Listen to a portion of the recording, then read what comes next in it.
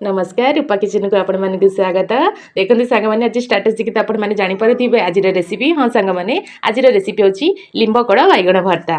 देखते खरा दिन लिंबकड़ तो बहुत परिमाण मिलता है। या रोगी लोक मैंने जेहूति कि डायबिटीज लोक ब्लड प्रेशर लोक ये सब समस्ते खाईपर। एबे चलतु बनवा रेसिपीटी बनवा पूर्व आपण मैंने जब मो चैनल को नुआ आसी प्लीज मत सब्सक्राइब करूँ, लाइक करूँ, कमेंट करूँ, शेयर करूँ, पाखे बेल आइकन को क्लिक करूँ। एबे चलतु बनवा रेसिपी। देखंतु मो बाड़ी किसी लिंब कढ़ को आनिकी भल भाव में बाछि नहीं, बहुत परिष्कार भाव में बाछि नहीं। आपण मैंने भी यहीपरी परिष्कार भाव में बाछि ने। देखंतु बाड़ी मु फ्रेश फ्रेश बैगण नगद तोलिकी आनी। देखंतु एबे तोलिकी नहीं आसली एमती बड़ बड़ साइज दुईटी बैगण मु तोलिकी आनी। आपण चाहिए भी अधिक बैगण आनिक ये करेंगे किंतु आमर मेम्बरशिप 2 जन से दुईटी बैगण आनी। बैगण और लिंब कढ़र चटनी बनवाई मुझे पियाज नहीं। देखो गोटे बड़ साइज पियाज नहीं, गोटे रसुण नहीं, गोटा रसुण आउ दुईटी कंचा लंका।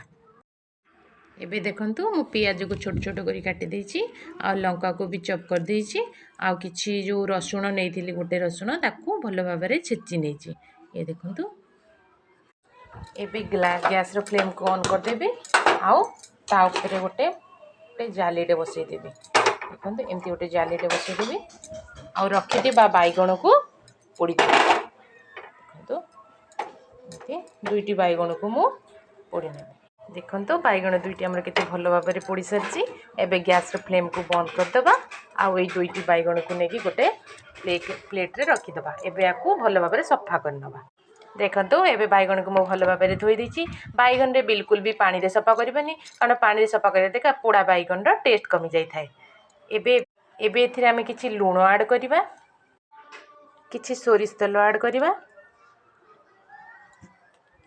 याकू भल भाव में चकटी न। देखंतु मु बैगण के ई प्रकार चकटी देली। एबे चलंतु जिबा नेक्स्ट स्टेप। देखंतु गैस रे गोटे कढ़ाई बसई देछि आ तादरे किछि सोरिष तेल पकेछि। सोरिष तेल पकेबा द्वारा आपणकर बैगण भर्ता डबल टेस्ट आसी जिवो। तापर आमे दुईटी सुखिला लंका ऐड कर दबा।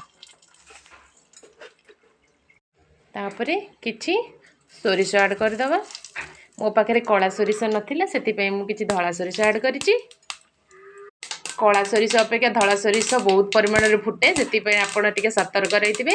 तापर किछि कंचा लंका को ऐड कर देली। तापर छेची रखिथिबा रसुण को ऐड कर देली। ताको किछि समय में चलेला। रसुण को जमा भी पोड़ीबेनी, टिके ब्राउन गोल्डन आसिया पर्यंत रसुण को एमती टिके करिवे, बिल्कुल भी पोड़ीबेनी। देखंतु रसुण आमर ब्राउन गोल्डन कलर आसी जाइछि। एबे आमे रखिथिबा पियाज को तादरे ऐड कर दबा। पियाज को मध्य ब्राउन गोल्डन होबा पे छाड़। देखंतु पियाज एमती ब्राउन कलर हे आसलानी। ताको बेसी भी ये करिवेनी कारण एमती टिके रहिले पियाज मिठा लागे। तापर आमे ऐड कर देबा रखिथिबा लिंब कढ़। याको मु भल भाव में धोईकी रखि देइथिली। देखंतु एबे आमे यादरे लिंब कढ़ को ऐड कर देबा आ एमती किछि समय पई चले।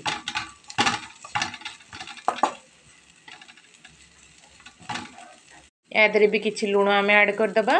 बेसी लूण देबेनी काहेकि ना बैगण भर्तारे भी लूण दिया हैतिला। देखंतु लिंब कढ़रे किछि पानी दबा। पानी देई आमे ताको घोड़े दे सिझिबा पई छाड़ी दबा। देखंतु लिंब कढ़ वर्तमान आमर सिझी जाइछि। ताको टिके चलै दबा। एबे ऐड करिबा रखि दिबा बैगण भर्ता। देखंतु तापर ऐड कर देबे आ ताको किछि समय एमदी चलेबे। देखंतु एबे हम प्रस्तुत हो जाइछि लिंब कढ़ बैगण भर्ता। एबे गोटे प्लेट को काढी नबा। देखंतु मु गोटे प्लेट को काढी नेछि। देखंतु केते सुंदर हेछि ना। आपण माने भी एमिति घरे प्रस्तुत करके खाइबे।